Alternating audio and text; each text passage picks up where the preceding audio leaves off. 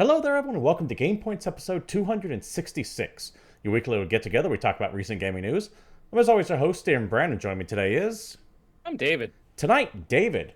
We have a whole bunch of new video game details, ranging from Far Cry 6 to Horizon Forbidden West to Dying Light 2 to me getting them all mixed up already in my head, which I is was when going I to say, started how stumbling badly over did it. you want to say the first version of each one of those? Oh, man, it's already going to be an interesting show. Bloodstained 2, by the way, seems to be a go. And also, NVIDIA is about to release a new card, but don't worry about it. It's already likely sold out.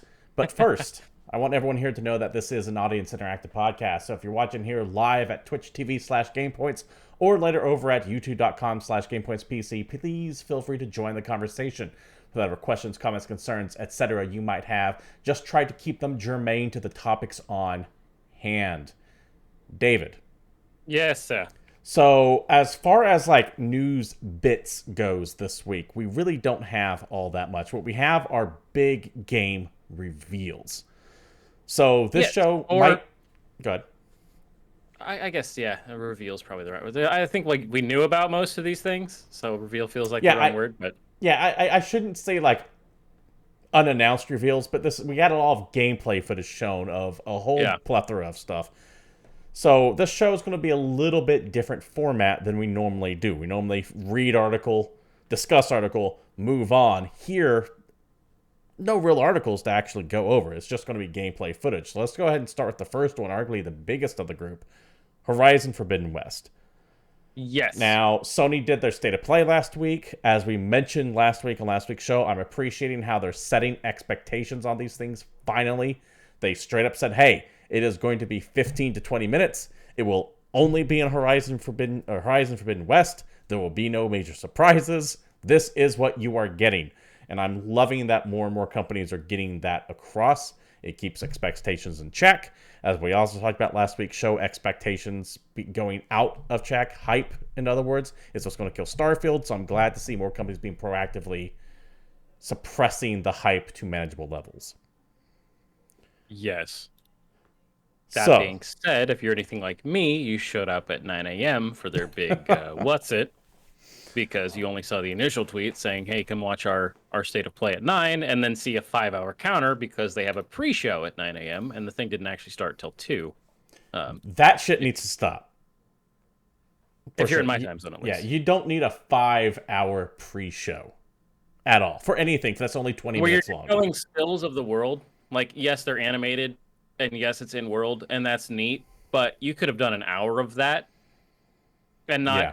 Oh, man, it's been an hour, and all of a sudden, it's dark now. Oh, you could have done 10 minutes of that. Something irks me about the pre-show being longer than the show itself. 5 hours. Yeah, that's unacceptable. Is ridiculous. But still way better than a lot of the other ones that we've been subjected to, especially with companies that just leave a stream up on Twitch for 24 hours. Looking at you, Bethesda. Yeah. So I guess I'll take the 5-hour still or animated screenshots. Still whatever. Unacceptable. But really that aside, they showed roughly about 15 minutes of gameplay and then broke down what you were seeing for about the last 5 minutes. So what did you think? What was your first impression? Oh man, I'm so excited for that game. Yeah, same here. I'm really looking forward to it. I am assuming that this gameplay takes place a little while into the game because we noticed that Aloy had several upgrades that weren't available to us in the first game, which I'm assuming you're going to get pretty rapidly in the first hour or two. So some of those upgrades include what looks to be a quasi grappling hook. They had a specific name for it. It escapes my memory right now. It's not quite a grappling hook, but it more or less operates like what's like a zip line puller. It's like a quick grapple. Yeah.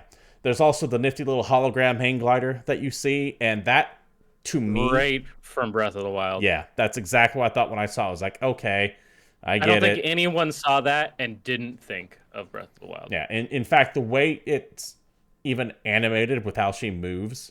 The way she holds onto the little parachute, it's like, okay, yeah, I know that you guys were mad that you got snuffed that year. Yeah, I didn't even think about that, but yeah, that's something to actually think about. Yeah, it's like, is that what we were missing? Was it just the hang glider? What surprised me most about this trailer, from just the way it looked, was just how bright and colorful Dude, everything it was in this game. vibrant. Yeah. Not that the first game was particularly dull, because I don't think it was. But it did have, more of a kind of green brown tone going. It looked, at least until you yeah. at least until you got to the snow DLC. But this one was tropical. Tropical. Is the phrase I would use for it. Especially when she jumped in the water. That part looked amazing. I appreciate seeing San Francisco in a video game, so that's why I enjoyed Watch Dogs 2 as much, because I essentially lived in San Francisco for about 7 or 8 years. For the most part, technically next to it. And in this game, it looks identical to the last time I remember the city. It's exactly the same. There's significantly less shit on the street. Overrun with vegetation.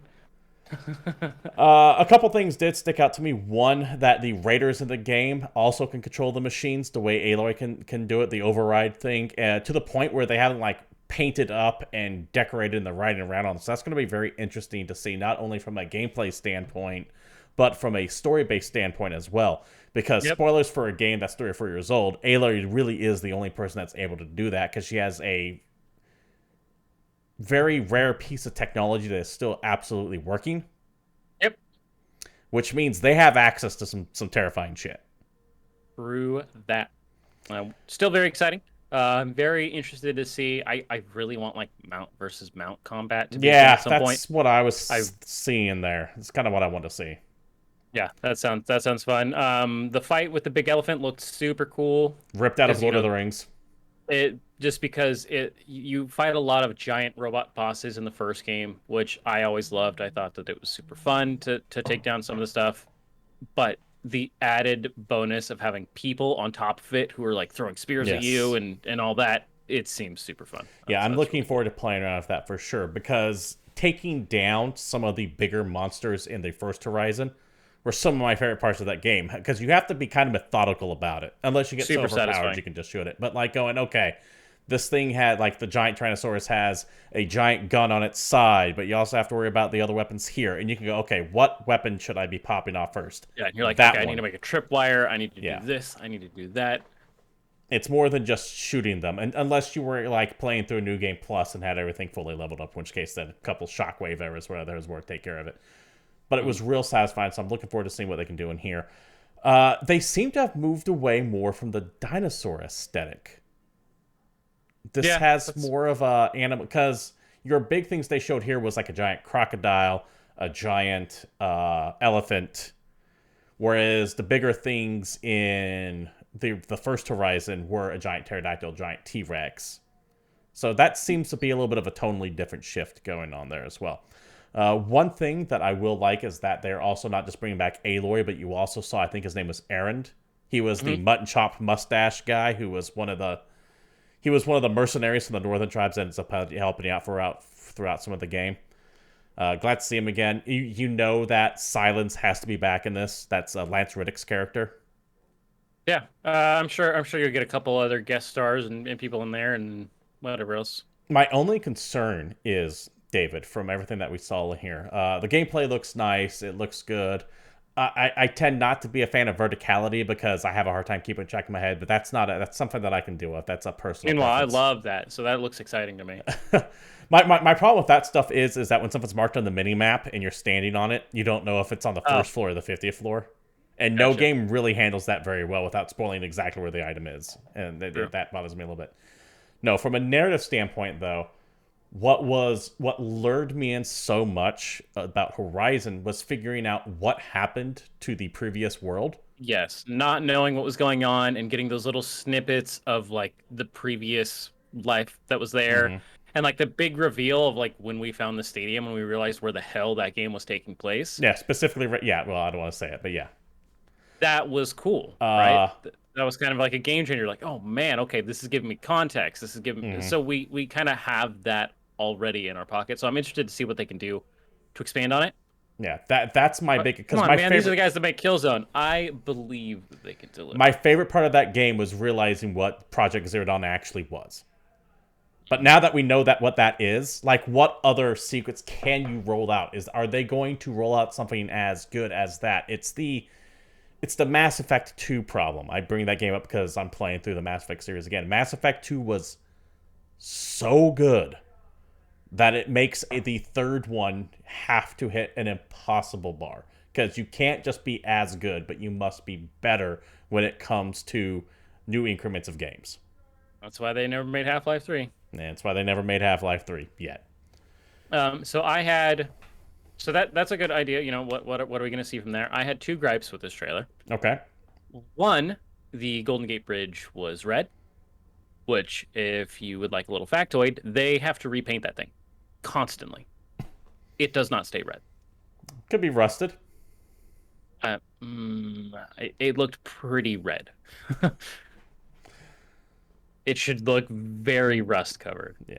But that's a minor quibble. I will say I saw it in the background, but I didn't pay attention to what color it was. I just saw it back there and went, oh, okay. What's funny is I was waiting for it because I was like, okay, we're gonna see where this is. We're gonna know by the end of the trailer because they're not gonna leave for gameplay.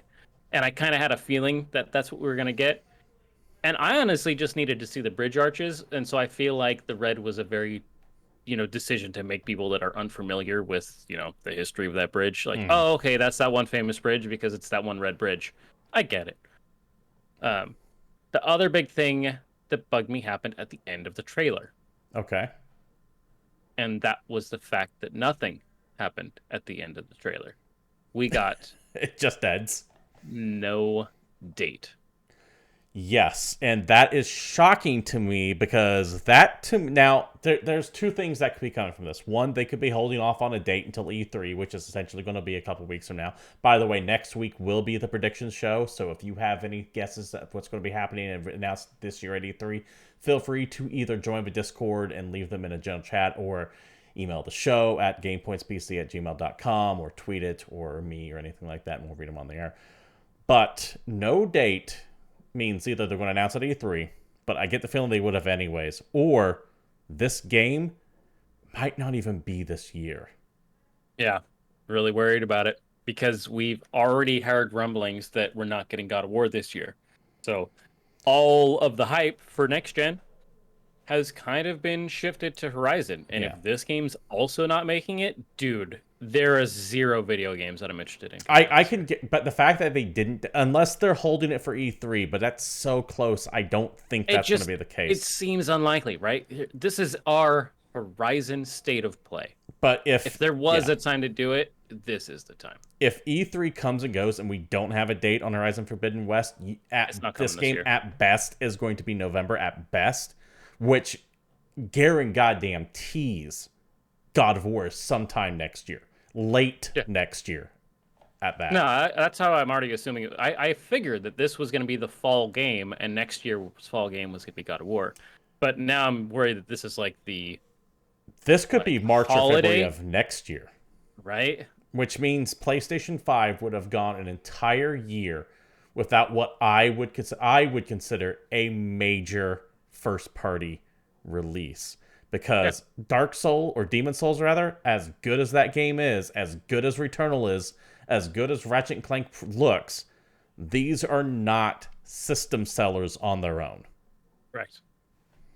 In my opinion. I know that for some people, that Demon Souls game was a system seller day one. I get that. But I think, by and large, this game doesn't have any of that. And we might not even get Halo this year either. So it's going to be a really bleak fall. Right. So, evening there, Sokolov. Glad to have you floating around. Do you have anything else you want to add to Horizon Forbidden West? No, I think we've officially beaten that robot horse. Okay. One thing I want to add, by the way, is that at the very end you see that storm coming in, and I have to wonder, is that going to be 100% only purely a narrative issue, or will there be dramatic changes in the weather that affect gameplay? Because from what I understand, part of the reason why the plot is being moved forward, why you're even in San Francisco to begin with, is because there are these massive storms wreaking havoc across the globe at the moment, and you're trying to figure out what's causing them. Gotcha. Yeah, I hope so. That'd be cool. Gives another little layer to it. Man, fighting a giant boss while there's like a thunderstorm going. Yeah, that could be good. Yeah, that sounds that good. could be good. Not to be outdone, though, Horizon Forbidden West was not the only game shown. Far Cry 6 was also shown, and unlike the previous game, had a date. Let's see. Let's adjust chat here real quick, though. Another evening. Stealthy Twitchy says, Tornado gameplay mechanic a la Just Cause 4. Yes. What I want, before we move on, I shouldn't have moved on to Far Cry, but real quick, what I want is, remember the promise of the storms in Anthem? Yes. I want that in this game. Still waiting for that, right? I would love to see the actual Cataclysm storm that's supposed to be an Anthem applied to Horizon Forbidden West. I think that would be good. But anyways, now for sure, jumping to Far Cry 6. Far Cry 6 from Ubisoft. You've heard of Ubisoft before. I have. So this is going to be very much a Ubisoft game, and it's in fact they even list it as a Ubisoft game now, or an Ubisoft production. Every new Ubisoft has that title on there. That's true. It's either a Ubisoft game or Ubisoft production or something. Dude, whatever. It's coming October 7th. Just let me get that sentence. Sorry. I was caught in trying to remember exactly what the terminology Ubisoft they uses. Game Studios is releasing Far Cry 6 on October the 7th for PC, Xboxes, and the PlayStations. And Stadia. Name all of them. Don't forget Stadia. I'm going to forget Stadia. There is something to keep in mind, though. If you buy it on PlayStation 4 and Xbox One, you will be a free upgrade to the respective current-gen versions, which means if it's $70 on the PlayStation 5 and $60 on the PlayStation 4, save yourself $10. Yeah, right? Why would you pay the extra to have one copy when you could have two copies? Right. Exactly. Far Cry 6, by the way, going to be set in Yara this time, which is essentially fake Cuba, where you control Danny Rojas, a gorilla blowing shit up, a la most Far Cry games. Yes. So we already knew who the bad guy was going to be in this, and Far Cry always lives and dies by their bad guy. That is the most prominent part of Far Cry. Is the important part. The rest of it is just taking over camps and finding cool ways to do it. Right. Hopefully there's lots of fun environmental hazards that you can use to take over the camps in this Far Cry video game. Yeah, and this time it's going to be played by Los Polos Hernandos, a.k.a. Gideon from Mandalorian, or Moff Gideon from Mandalorian, a.k.a. Giancarlo Esposito. I believe is how you pronounce his name. Forgive me if I'm not doing that right. He looks fucking amazing in this role. Yeah. I'm really liking the appropriate casting of actual talent in certain things. And what I mean by that is I don't want to see Bruce Willis hamstringed in a PlayStation 1 game called Apocalypse just because it has Bruce Willis in it. I want the casting to make sense. Yes. And this makes perfect sense as a man who is going to bring the appropriate insanity to this. I saw that and I went, I'm into it. Right, because you want someone who's actually going to act into the role as opposed to just read dialogue from a script. And he seems to be into it. And we're at the point now where we're starting to see some bigger and bigger names coming into games, like Keanu Reeves, for example, in Cyberpunk, or the rumor, and I don't know if you've heard this rumor while on this topic. You know who's rumored to be the main character in Starfield? No, I know nothing about that game. 100% rumor, but it's coming from sources that I tend to trust. But even they're saying, take this with a grain of salt. The rumor is Tom Cruise is going to be the main character of Starfield. Less interested in that game. I like Tom Cruise. I like the man. Why? I like that nutty little man. Why? Because he just seems so genuine. Yeah, but why are they spending the money on Tom Cruise? That's a valid question. I get it. But that's just a rumor going around. But anyways, this is about Far Cry 6. I just kind of got off on a tangent there. True. Okay, so back to Far Cry 6. It looks to have a lot of the same, plus some twists. So we saw a bunch of different vehicles with vehicle upgrades and shenanigans that you can get into. Customizing stuff like a bulldozer on the front, right? Why not? And then they got into some super cool looking weapons as well. I was not actually sold on the weapons. I appreciate some of the humor behind them, but I never liked the garbage punk style of weapon crafting. I think it's funny.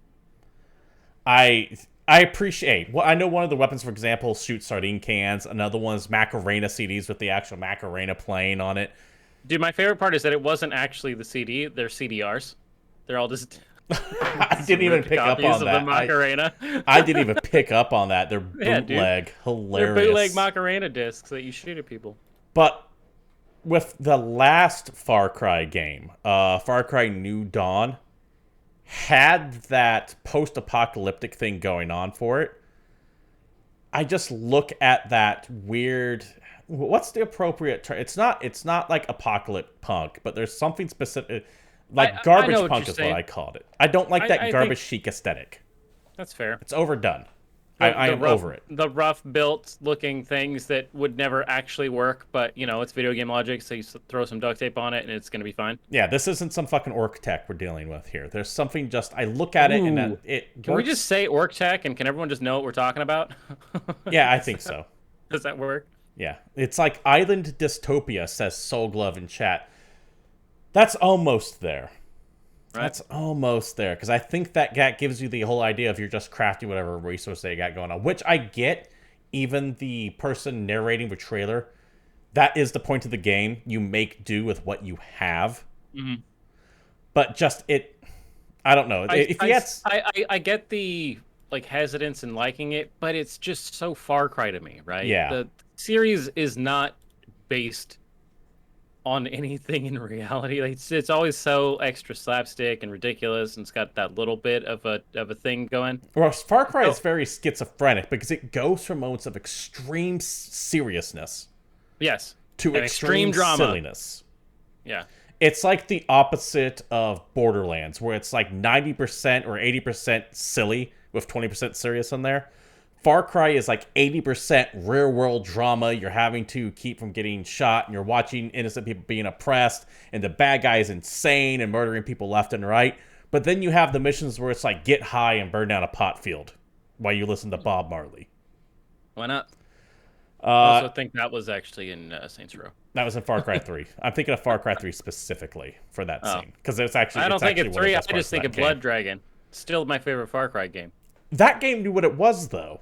Yes. That game went into it knowing what it was. Far Cry has always been kind of schizophrenic. Stuffy Twitchy in chat says, Far Cry equals shoot enemies, activate radio towers, unveil map area, repeat. Oh, yeah. Far Cry is the Ubisoft game.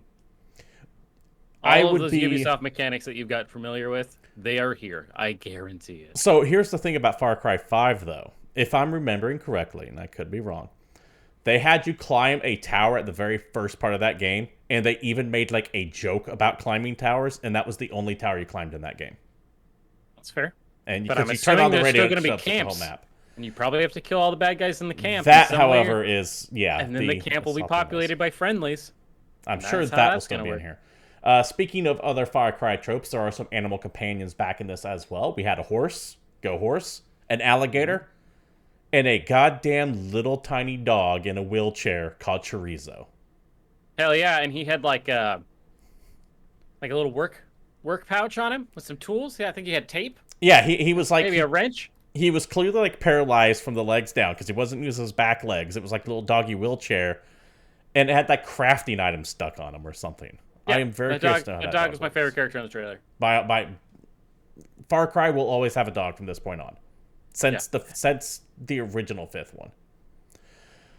I say the original 5th one because they had New Dawn and everything. We don't go into that. Well, and it'll be the other fun part. So the thing that gets me excited for a new Far Cry game is not even the mainline Far Cry game. It's going to be whatever ridiculous bullcrap comes out after it that uses the exact same map.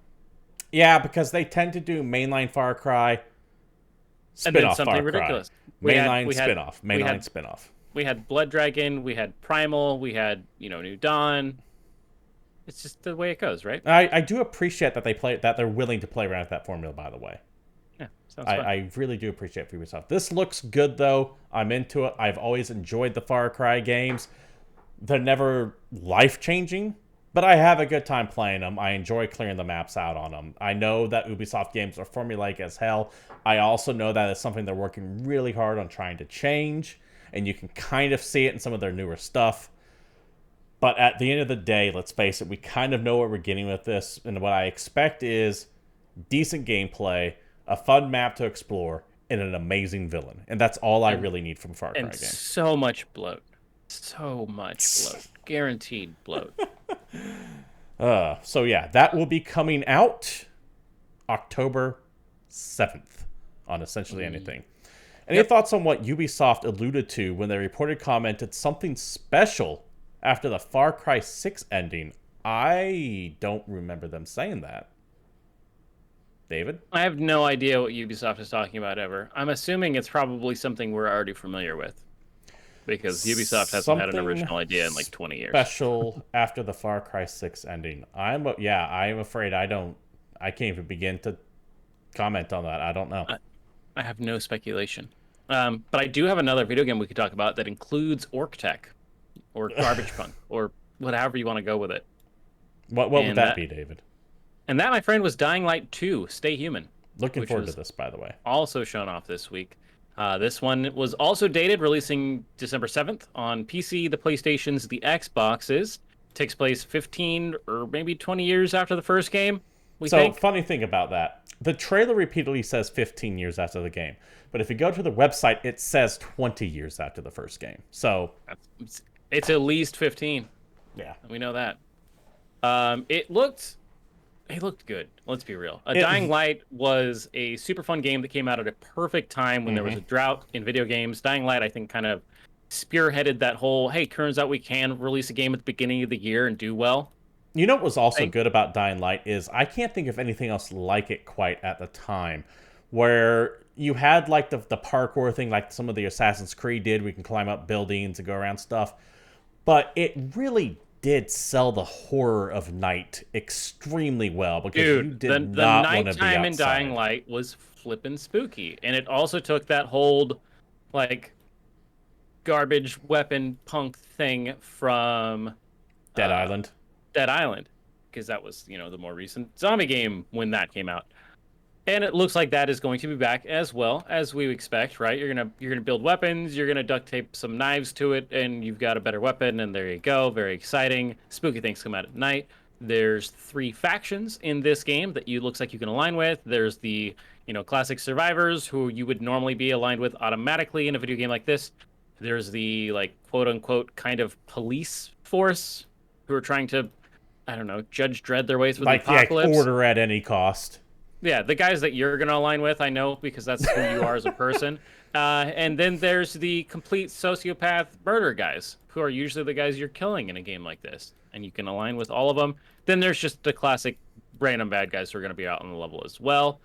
We saw a bunch of new special virals that happen at night. So the new enemy types, there was probably a spitter dude. There was that big giant brute-looking guy. They looked like the Left 4 Dead archetypes. Very much. Come to special because I feel like there was only really the one super spooky guy that came out at night in the first game. There was some special monsters that happened later. There was still the equivalent of the boomer, but those could spawn during day as well. This looks like a lot more variation in some of the zombies. And my biggest concern here, David, is I'm afraid Techland might be writing a check they can't cash specifically when it comes to the 3 factions at work dynamic, because this trailer kept saying over and over and over again, your decisions matter and they will change the environment. I'm going to assume that basically what this means is that you're going to align yourself with one of the factions towards the beginning of the game, and there's going to be 5 or 6 key quests that, depending on the faction you chose, have an impact on the game world. So it's, if you're the good guys, you're trying to defend this building. If you're the bad guys, you're trying to blow it up. And if you're the police guys, you're trying to take it over or something, right? And that's based on the way you play that mission, then yes, technically the map will change because that building's either there, it's not there, or it's ran by somebody else. But I've heard this promise so many times, and more often than not, that promise just tends to be, okay, well, this building now has a blue flag on it instead of a green flag. That's what I'm assuming it's going to be. Even with them saying this, I'm already guessing that it's not going to be the way they're saying it, because it's never been. No video game has successfully incorporated your decisions in any meaningful way. Correct. And even the big ones like Mass Effect or some of the Telltale games, at the end of the day, every time I have heard any publisher developer make this promise, it has always ended in pick your color-coded option for the ending, and you might occasionally for the story get a few different changes. The only game that I can think of where your decision matters was in The Witcher 2, because that game, there's a part a quarter of the way through The Witcher 2, where you have to pick what person to go with, and you literally get two completely different games depending on who you would go with. To if you've only played through that game once, you've only seen about 60% of that game. But even then, at the end of The Witcher 2, they bring it all back to a singular point. Hey man, in Metal Gear Solid, there's exactly one decision that you get to make, and it gives you a different ending cutscene. You don't even get to make that decision. It's just, can you smash a goddamn button hard enough? That's fair.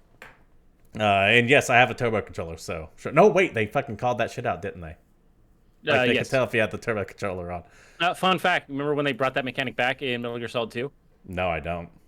Okay, it's been so long since I played Metal Gear. There's a part in Metal Gear Solid 2 where you're getting choked out, and it's basically the same thing. Okay. This is a complete fucking tangent, but I want to talk about it anyway because it still pisses me off all these years later. On the original Xbox, with the Duke controller with its pressure-sensitive face buttons, it was physically impossible to beat Metal Gear Solid 2 on the hardest difficulty because during the part where you're getting choked and you have to rapidly tap the button, the input trigger in the Duke controller could not respond to the button presses fast enough to successfully make it through that scene. No shit. Yeah. Wow, I didn't know that. That seems like a big design problem. That was before patches. You were just fucked. Right? Oh, man. But... So that, anyways, that controller. If you had a turbo controller, it fixed it. Anyway, yeah. Sorry. Back to Dying Light 2. The whole everything you do change the environment promise. One fly in the ointment isn't going to spoil it for me because I really appreciated Dying Light. God damn, that was a fun game. Even if I don't make any decision, like if nothing I do matters in that game, it's still going to be fun as hell because I loved the first one. It was so good. The only thing I hope for is if you give me the option to play this video game in co-op, like you did in the first game, for the love of all that is holy, allow us to fight the final boss in co-op. Because the biggest thing that pissed me off about the first one is that you get all the way to the final boss, and every person you're playing with has to go fight the final boss by themselves. You cannot do that fight in co-op. At least I didn't know that either. When the game was launched. They could have patched it at some point because I never went back to replay it after I beat it. But yeah, that was a thing, and it pissed me off. Yeah, and still, I have to give Techland credit for this. You know how in horror games, if you play horror games, after like 20, 30 minutes or so, you kind of start getting used to it, and things just don't really scare you much anymore? Night stayed scary. Yes, from the first hour to like the 20th hour. Night was still like, shit, am I ready for this? Do I have the right stuff for this? You know? Yeah. So good on them. I'm really looking forward to Dying Light 2. And it's time, given its long and interesting, let's say, development history it's had. So we'll see how that shakes out. Did you ever play the little spin-off that they did that was like medieval? The Hell Raid thing, right? Yeah. No, I didn't play that, but I appreciate that they did, because Hell Raid was an old Tech Lane game to begin with. And they just reincorporated it. Before we move on to some Dragon Quest news here, looks like Soul Glove in chat is saying the hardest back to the Metal Gear Solid conversation. The hardest difficulty knocked you down to vulnerable by taking away your unlimited stamina. Okay. I'd have to play it. I'd have to I can see it in my head, but it's not making like any button sense to me because I know you had to mash it. So I was talking about Dying Light, by the way. Oh, Dying Light. Okay, I thought it was Metal Gear. I'm sorry. The hardest difficulty knocked you down to vulnerable. I'm sorry. Let me read this again. The hardest difficulty knocked you down to vulnerable by taking away unlimited stamina. Did you have unlimited stamina in Dying Light? I don't remember. Could you just run forever without a something? Maybe. I play games on whatever the default difficulty is. So I don't even like look at harder or not. So dude, I need to go back and play Dying Light again. By the end you can level that much. Okay. Gotcha. Oh, but in the hardest you couldn't level it up to unlimited. Yeah, that would suck because some of those later missions purposely forced you out at night. And I would just run. I wouldn't even stop. Oh man, having your stamina taken away. Jesus, that would put a completely different spin on that, wouldn't it? Makes it extra spooky. Because then you're managing that as amongst with everything else. It's just been so long since I played Dying Light. I don't remember having unlimited stamina or not, but I do remember not thinking stamina was a concern all that much. especially by the end. So I'm willing to bet Soul Glove is right here. Yeah, if they capped you on the hardest difficulty, that would put a completely different spin on that game. Anyways, good to know. Good to know. I need to take a look at that game. Yeah, that's a fun game. Yeah, dude, go play the medieval part. We still have more stuff to get through, however, and let's go ahead and move on to yet another franchise announcing new stuff. And I'm kind of excited for what we have here, but not for the franchise itself, but for the possibility of things in the future. And that is the fact that Dragon Quest had its 35th anniversary stream recently. Now, this thing was an hour and a half plus long. We're not going to go through all that. I'm going to mention two things off of it. One, Dragon Quest XII officially announced The Flames of Fate. It seems to be aimed at adults because it's this weird, aggressive, flaming trailer that seems to be angry at me specifically, and I don't know why. It's just mad. And two, it's going to be changing the combat system. And I'm really bothered by that because Dragon Quest specifically is supposed to be like an 80s JRPG. You are the last holdout of big AAA RPGs. Yeah. Because it was always you and Final Fantasy, and they abandoned that so many games ago. Mm-hmm. So, cool. We don't know too much about it, but I've been craving something like that recently. I've been actually thinking maybe I should get the newest Dragon Quest just to kind of recapture that spirit again, but it sounds like they're changing it. However, what I am more excited for is for Dragon Quest III HD 2D Remake. And this is an Octopath Traveler style remake of Dragon Quest III, considered one of the best of the series. This is the one that essentially established that Dragon Quest 1, 2, and 3 were a never-ending time loop. Gotcha. It looks amazing. Really excited for it. The guy who was talking about it let slip that 1 and 2 is also getting remade like this, so I'm definitely down to do that, which is kind of awesome that they're doing it this way, because Dragon Quest 1 came out. We all played it because we all had Nintendo Power and got the free copy from Nintendo. Sure, I'm definitely that old. You're younger than I am. I keep forgetting that sometimes. Nintendo Power, with a subscription to Nintendo Power at one time, they gave you a free copy of Dragon Warrior. That's pretty cool. Yeah, that's how I discovered Dragon Warrior. Dragon Warrior 2 took the map from Dragon Warrior 1, and then like there's a section of the world that's the exact same carbon copy of that map, and then a whole bunch of extra stuff. I appreciated that. Dragon Warrior 3, New World, at the end of Dragon Warrior 3, spoilers for a game that's probably older than David is. At the end of 3, you go to fight the evil in this other dimension, and it sends you to the world of Dragon Quest 1. And it becomes quick question. You're the legendary hero from the first Because one. I am unfamiliar. You've kind of interchanged between Dragon Quest and Dragon Warrior. Are those all the same thing? Yes, I apologize. Is this a Final Fantasy 3/6 kind of thing? So, name in the States? Dragon Warrior is Dragon Quest in Japan. Dragon Warrior is its American name because the phrase Dragon Quest was copyrighted in America by like some B-70s or 80s movie.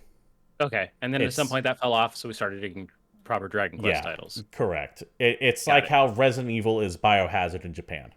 Yep, that works. Got it. Same idea. I apologize. So yeah, the first game came out. The second game actually incorporated elements from the first game in a proper sequel, which was cool. The third game, you go back in time to become the legendary hero they talk about in the first game that you aspire to as a character in the first game. That is pretty cool. And it like closes the loop. But yeah, what I'm more excited about though isn't Dragon Quest III being remade in the Octopath Traveler engine. What I'm excited for is that Square is doing things with the Octopath engine, specifically remakes. Fun fact. I'm full of these today. There is no Octopath engine. The Octopath engine is the Unreal engine. Yes, you're correct. You're absolutely because right. There's so many people like, why isn't this game in the Octopath engine? Or how come they're not licensing the Octopath engine? It's just the Unreal engine. Literally anybody could do that. I am being very loose with my terminology here. You are correct. But what I hope this opens up, I want this to sell. I'm going to buy this because, one, Dragon Quest III was amazing. I love Dragon Quest III. I want them to see that we want more of their old RPGs remade in this specific style. Yes. Because if this sells well and they decide to get Final Fantasy VI this treatment, I will be very, very happy. And believe it or not, David, I'm actually glad that they're experimenting not with Final Fantasy VI or Chrono Trigger. I'm glad they're going back to Dragon Quest III for this. Yeah, why not? It's the older Dragon Quest games have not really gotten that much love in the more recent years. I mean, we can play any Final Fantasy on any goddamn device now, going Dude, all back Dragon to the Quest first one. 3 in this engine will be a better video game than Octopath. Yes, absolutely. I absolutely agree with that. So yeah, really excited for what this potentially has in the future. And I'm not even a Dragon Quest fan.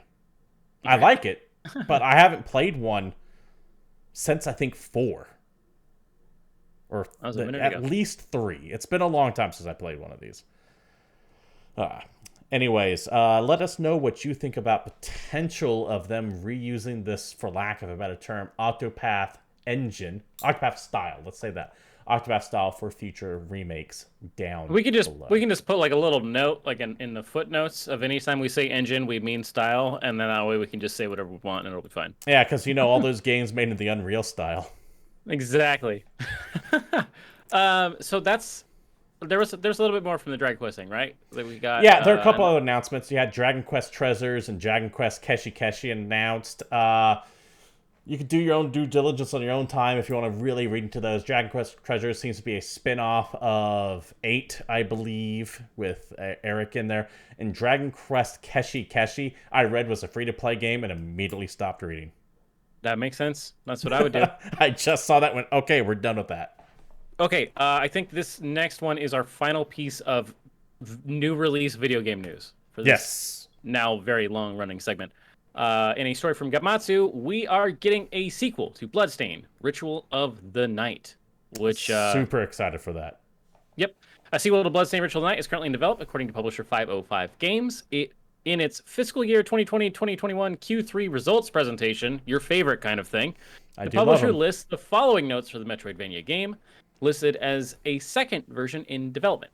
It should be noted that while second version is an unusual term for a sequel, it is also used for the Ghost Runner section of the presentation, which already has an announced sequel. So, using their own naming conventions leads us to believe that, yes, we are getting a sequel to Bloodstained. However, there was no formal announcement made besides this little footer, so don't expect this video game to be coming out anytime soon. Also, don't be surprised if this turns out just to be like a director's cut version of Bloodstained, given their odd nomenclature for it. Yeah, but more Bloodstained's a good thing, because that game was cool. Bloodstained is by far the best of the new wave of Metroidvanias that we have come down, hands down. Not even close. I love Bloodstained. I was playing it on stream recently. By recently, I mean a couple months ago, and I was even I'm gonna let you finish, but Hollow Knight is the best Metroidvania that's come out in the last. Don't you fucking Kanye West me. In its defense, I have not played Hollow Knight yet. Because you're an idiot. I know. I fully admit to this one. I'm told that game is amazing. It's literally sitting installed on the PlayStation right now because it was free. I don't even have an excuse for it. It was part of PlayStation Plus 1 year or 1 month. I have yet to actually touch it. See, the thing is you keep putting it off and keep putting it off, and you're going to sit down and you're going to get into the call with me and you're going to say, dude, this game is so fun. I'm playing it nonstop. But it's also going to destroy you because you're basically playing Hollow Knight for like 3 weeks. It's going to be the exact same thing, but with me and Divinity Original Sin 2, which I'm actually about to finish, by the way. Oh, I'm so happy for you. Dude, it took you so long to listen to me on that one. I'm almost finished up with Arcs, which I believe is like the last major area. There might be one more after that, but this seems to be I'm at a crescendo at this point because I'm running out of bad guys to kill. Quite good though, right? Yeah, it's good. It's good. Once again, another tangent. What that game does really well, I will never play it co-op, but that game does a really good job of aligning everyone in a co-op party against each other. Yeah. Because you have your own thoughts and conversations and things. Yeah, it's great. It like I could see it to where if I'm playing with other people, there'd be that moment where I go, "There's gonna come a time where I got stabbed this son of a bitch in the back, and I don't know when it's coming, but it's going to come."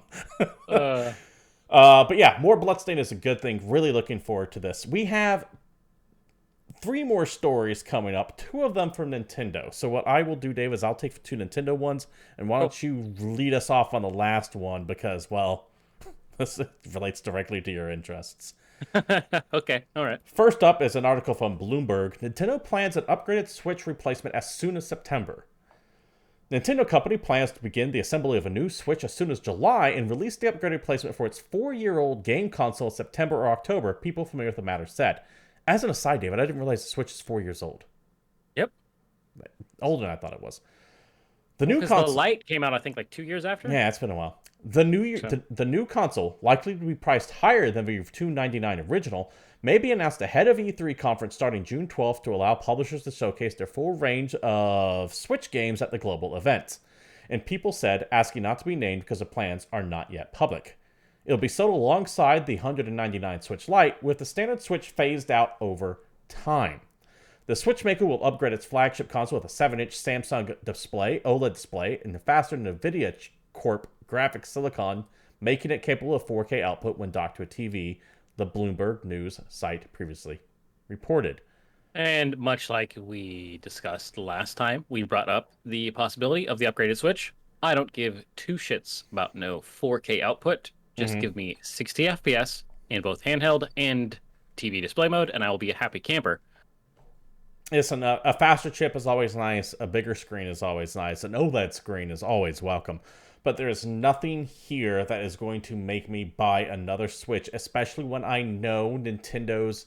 The only things I get on the Switch are Nintendo first-party games, and there is no Nintendo first-party game, in my opinion, that will benefit from 4K all that much. I'm not going to say it won't benefit it at all, but it's not like they produce the sharpest of visuals and the most big budget explosions in their games or anything like that. You'll get a nice, clearer picture, but it's not going to be like, say, playing Doom Eternal on a 4K TV. Maybe it'll be good for like the game stream games, because there's a couple of those. Who knows?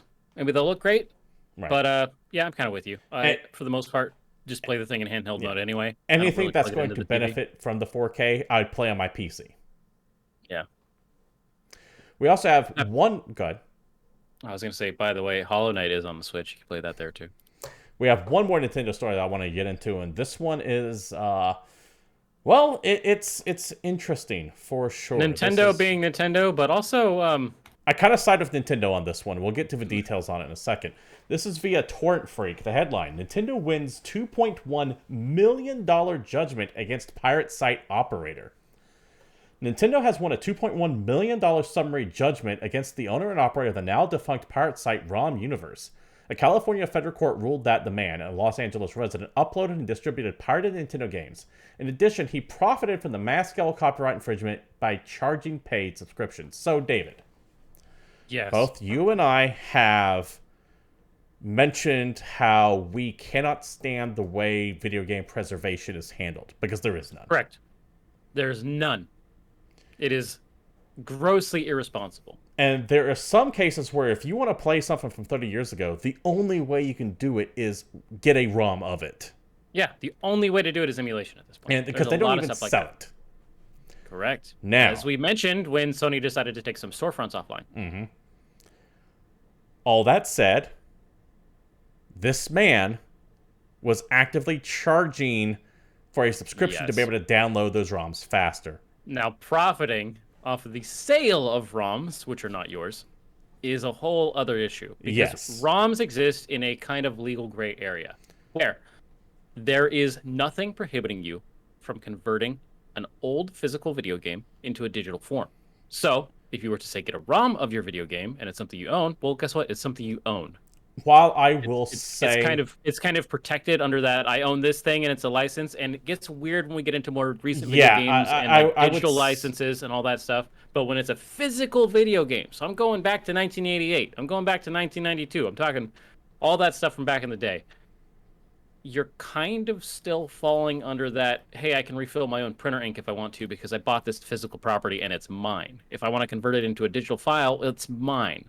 Because you are giving me no other way to use this thing. While I think you are absolutely correct in the legal take there, I will also warn our audience to do your own due diligence before taking I'm not telling you to go download whatever. We are not giving you legal advice on this show. Never trust us to be right about anything in regards to the law. If you're in front of a judge and you say, well, GamePoints said, you're already screwed. Yeah, you're fucked at that point. So, yeah, this guy got smacked with a $2.1 million judgment. Now, if it was just him running a ROM site, I would be far more, eager to defend him. But since what he was doing was he wasn't charging to get the ROMs. he was doing that shitty thing that you see some file hosting services do, where it's like, hey, pay us a monthly fee and you'll get access to like the lightning fast download speed. Yep.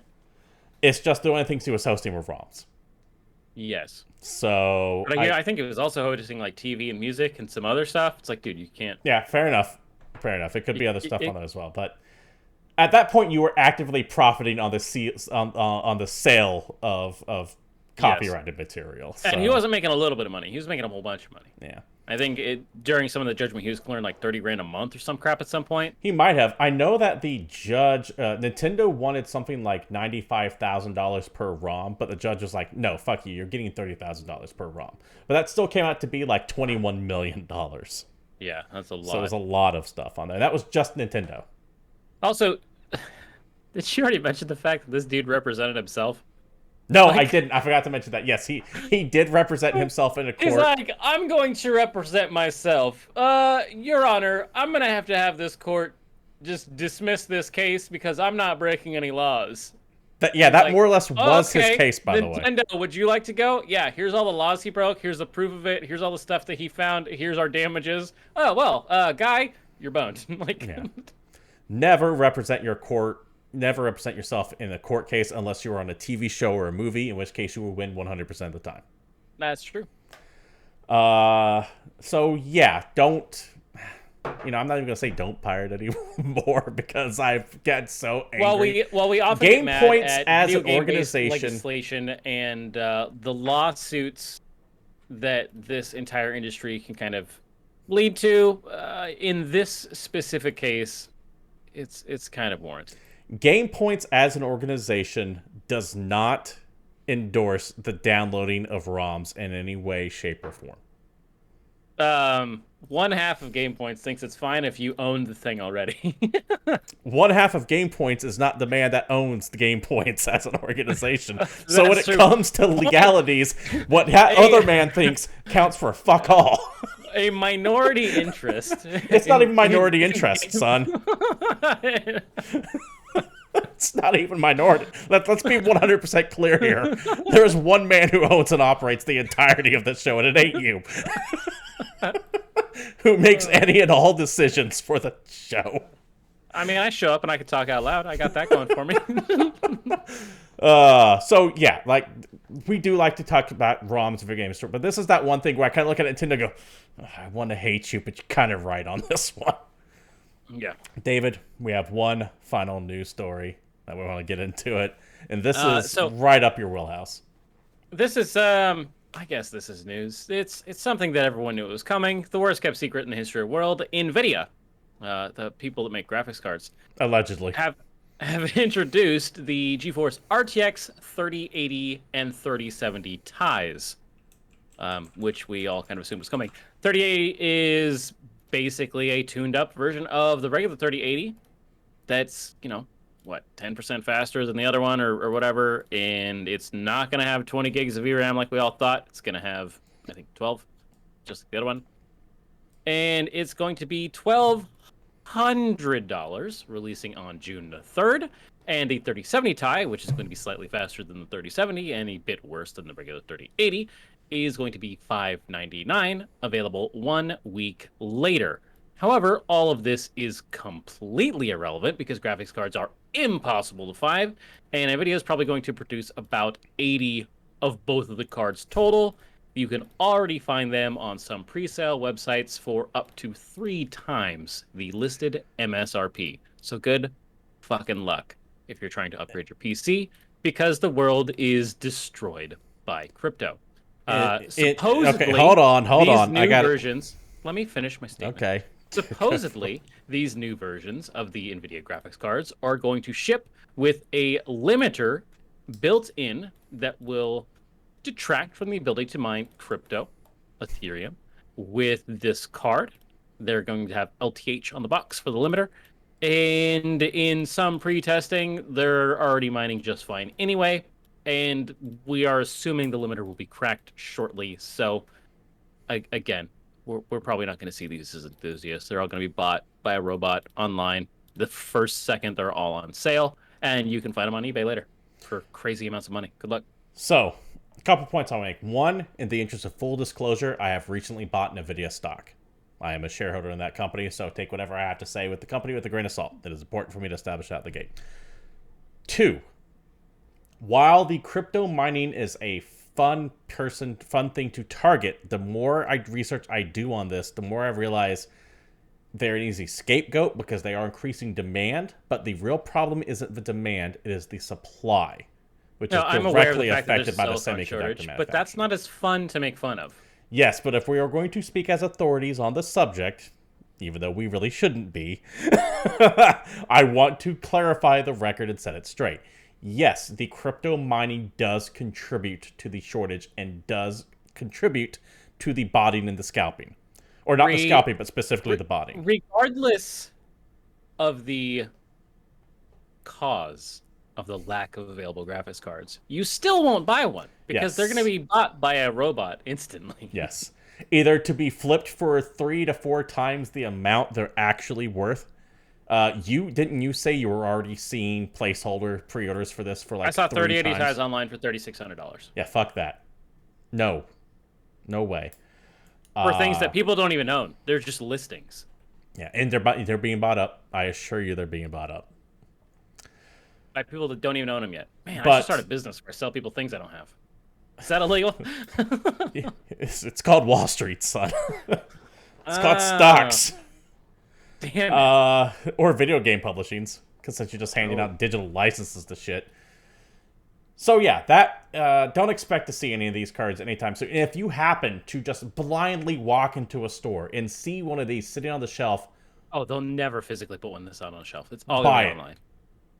I'm just saying. I'm just doing it. If you buy one of these for MSRP, you can sell it to me. Exactly. Not for triple. I won't even fault you for scalping that son of a bitch, because it's just good business at that point. Right. It's almost irresponsible to keep it. Yeah. David? Yes. That does it for the news. Let's go ahead and move on to some of our smaller segments. We have one delay that we need to mention. Seriously bummed about this one. Yep. King of Fighters 15 delay till Q1 2022. Damn it! Every time I see you're a KOF fan.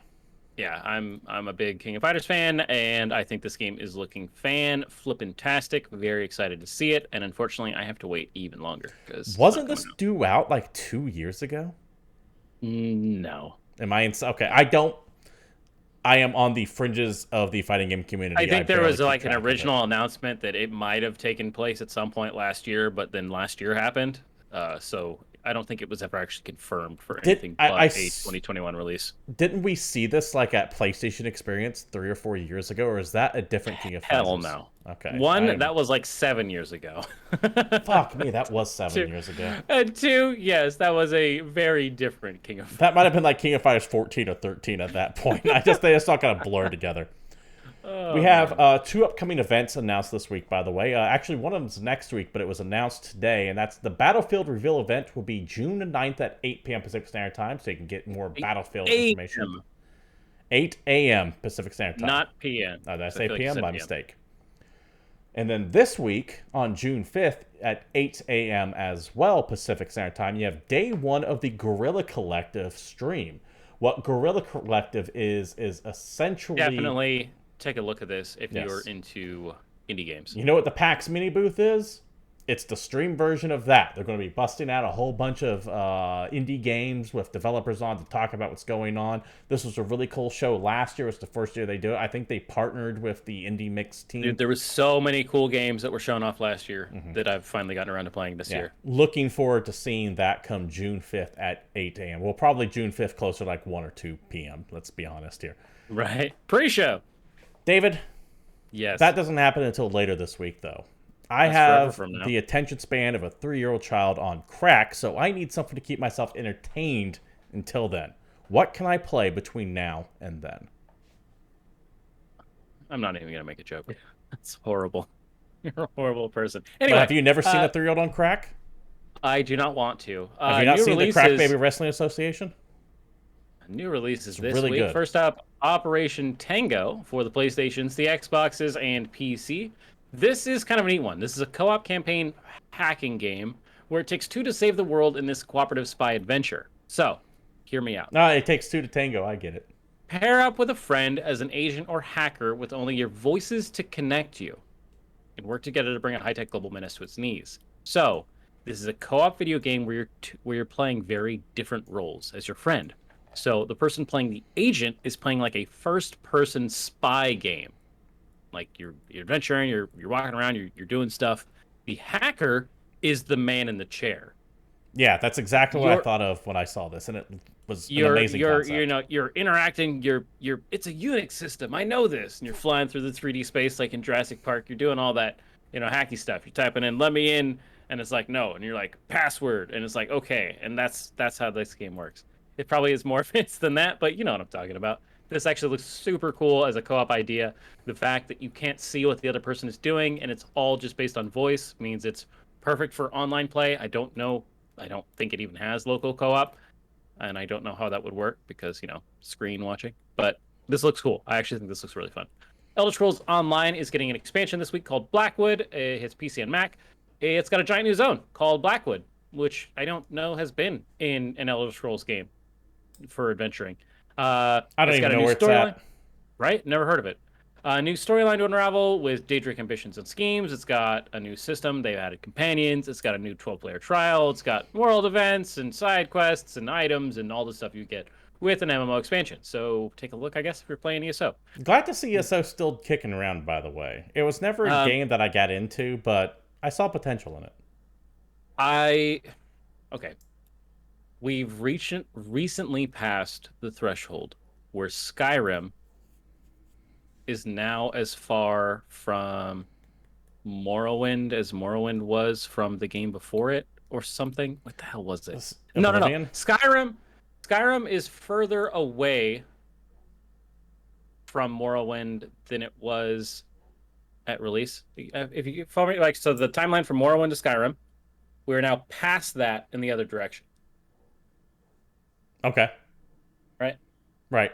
It's just a little confusing because Oblivion is in between those two games. Exactly. So from Skyrim, we've had nothing.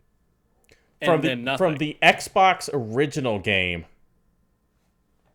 to the Xbox One game is the amount of time it has been since Skyrim to today. Yes. And we've had just no Elder Scrolls except for Elder Scrolls Online, which is why I wanted to bring that up because, where's our Oblivion? Elder Scrolls 6 was announced, and we don't know anything. That game's not coming out for forever. Anyway, no, that game's not. That Elder Scrolls 6 is minimum 2025. I guarantee goddamn to it. More tangents. Also out this week, Virtua Fighter 5 Ultimate Showdown hits PS4. We mentioned this on the show pretty recently. This is a remake, remaster, something of Virtua Fighter 5 in an all-new engine. It's also currently free on PS Plus. It's got HD graphics, new online features, and all of the bone-crunching martial arts combat of the original. I will happily be playing this game this week because it's, on PS Plus, and I really hope that this gets interested in Virtua Fighter 6. So let's go. Play it if you've never played it. I think these games are fun. Necromunda Hired Gun hits the PlayStations, the Xboxes, and PC. This is the 40K action-adventure shooter game that was put together by... Was this from the guys that did Divine Cybermancy? Yes, I believe so. That team? Okay. So you're becoming a hired gun in the 40K universe. Money's good, the dog's loyal, and the gun's reliable. Embark on a fast-paced, violent, and thrilling FPS set in the darkest reaches of Warhammer 40K's most infamous hive city. I read my favorite review of this game recently, and that's how I'm going to leave this. It's like if Titanfall 2 and I had a baby and dropped it on its head. Okay. That doesn't actually scare me away from it. That sounds great.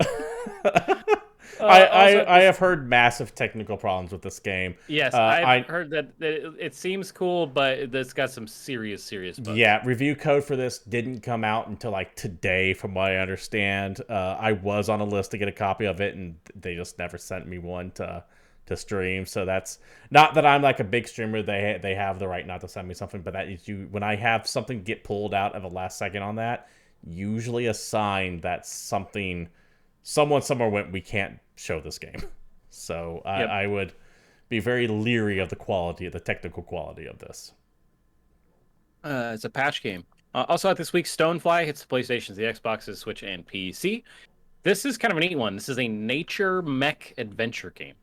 Harness the wind and soar through wilderness on Stonefly, a chill and tranquil action adventure game about self-discovery, legacy, and belonging. You glide your little, like, kind of bug-sized mech through different flora and fauna, confronting bugs and adventures, and you're playing as a little small-sized bug bot, but it also cuts to scenes with people, and you actually work to customize your little robot friend. So I don't know if you're piloting it and you're tiny, or if you're normal size and you're just piloting a tiny thing and learning about the environment, but it looks neat. So take a look at Stonefly if you got a minute. Astalon Tears of the Earth. It's PlayStation 4, Xbox One, Switch, and PC. I need to make sure I don't mention the newer ones. Action adventure, pixel graphics game. Uphold your pack with the Titan of Death. Ephesimus? I don't know how to say that guy's name. Fight, climb, and solve your way through a twisted tower as 3 unique adventurers on a mission to save their village from impending doom. This gave me vibes of Mega Man mixed with Trine. Do you remember that game? Yes, this I know exactly which game you're talking about now. This did look kind of cool. Old Nintendo aesthetic, like not Super Nintendo, but specifically Nintendo aesthetic to this. Yeah, that's why I say Mega Man and not Mega Man X. The Last Spell hits PC this week. Turn-based tactics RPG, which looks pretty cool. Tactical RPG with roguelite mechanics. This looks amazing. Defending the last bastion of humanity with your squad of heroes, exterminating fiendish monsters with magic and brute force by night, and rebuilding your battery series defenses by day. So it takes place in phases. You know, you're building up your defense. It's almost like a tower defense, as a tactics RPG. Yeah, so that's what I was going to say. It looks like your typical tower defense game where you have the horde come in and you fight the horde, and then you have the downtime to rebuild your defenses in city and everything like that, and then the horde comes in again. But rather than being real-time like your mobile phone game clone shit that you see ads for all the time, this is strategy turn-based. Yeah, looks very cool. So take a look. Tour de France 2021 hits PlayStation, Xbox, PC. This is a sports sim where you guess it, try and win the Yellow Journey and win the Tour de France.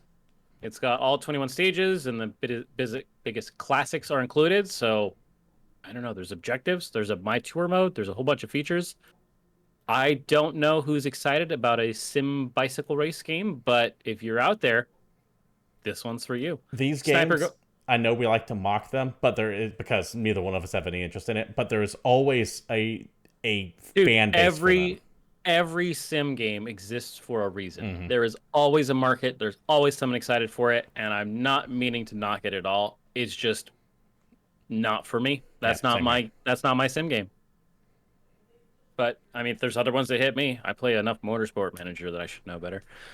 Sniper Ghostware Contracts 2 hits the Xbox, PS4, PC. This is a FPS sniper shooter. You've played one of the sniper games, right? There's been a whole bunch of these. I don't think I played the sniper games. I played like a couple of the World War II sniper ones. I don't know if that's Sniper Elite or Sniper something. They're all different franchises, but they all have very similar names. Right? They all kind of blend together, and I guess there is technically like 2 or 3 different franchises. But it's a Modern Warfare shooter set in the Middle East. He plays a contract sniper assassin trying to take out a series of targets in a dramatic single-player campaign.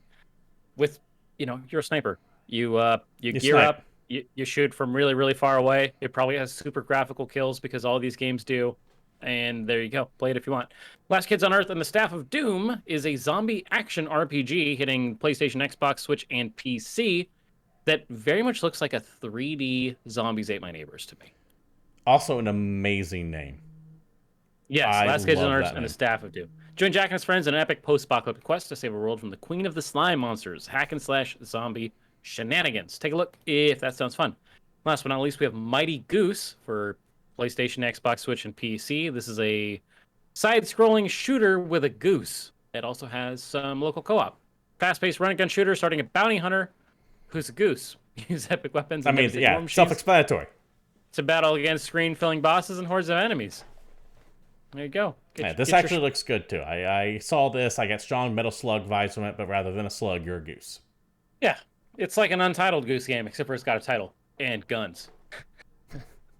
David, that does it for new releases, which means that also does it for the show as well. This has been GamePoints episode 266, and thank you all for showing up. We do stream this live every Tuesday at 9 p.m. Pacific Standard Time right here at twitch.tv/GamePoints, so feel free to join the conversation if you can. If you can't join us live, you can always watch old shows, either our Discord, link provided down there, or over at youtube.com/GamePointsPC. Regardless of where you see the show, feel free to like, follow, subscribe, all that good stuff. You know what streamers want. And to comment down below with any questions, comments, concerns you might have on the topics that we covered today. You can follow the show on Twitter at GamePointsPC, David over there at _Satori, or myself at CapitalistPig21. I will be streaming normally again this week, once again, Wednesday and Thursday at the times you can note down below as well. We are going to be taking a look at the last spell for sure, as well as, well, I'm sure something if it actually comes in, but still waiting for it to come in. We'll see. Can't tell you yet. Hopefully, though, soon. Until next time, though, thank you all for showing up. Stay safe, take care, and we'll be seeing you.